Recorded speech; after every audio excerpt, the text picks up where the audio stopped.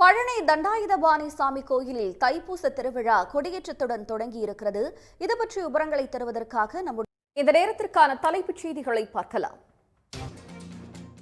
3 நாள் பயணமாக பிரதமர் நரேந்திர மோடி இன்று தமிழ்நாட்டிற்கு வருவதை ஒட்டி சென்னையில் 5 அடுக்கு பாதுகாப்பு போடப்பட்டுள்ளது.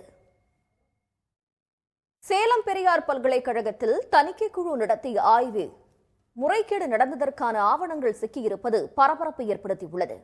இனி உலகம் முழுவதும் நடந்த நிகழ்வுகளை துல்லியமாகவும் துரிதமாகவும் வழங்கும் விறுவிறு செய்திகள். தொடர்ந்து விறுவிறு செய்திகளை பார்க்கலாம்.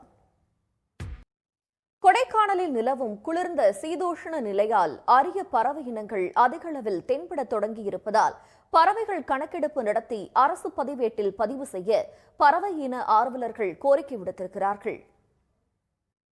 7 ஆண்டுகளுக்கு பிறகு கோடநாடு சென்றிருக்கும் சசிகலா பிளவுபட்ட அதிமுகவை ஒருங்கிணைக்கும் முயற்சிகள் விரைவில் வெற்றி பெறும் என தெரிவித்திருக்கிறார். ஆளுநர்கள் தரம் தாழ்ந்த அரசியல் செய்யும் அவலத்தை இந்தியா இப்போதுதான் காண்கிறது என்று முதலமைச்சர் மு.க.ஸ்டாலின் விமர்சித்துள்ளார். ஆளுநர்களை வைத்து அரசியல் நடத்த நினைக்கும் எதேச்சதிகார போக்கு மாநிலங்களுக்கு எதிரானது என்றும் அவர் குற்றம் சாட்டியுள்ளார்.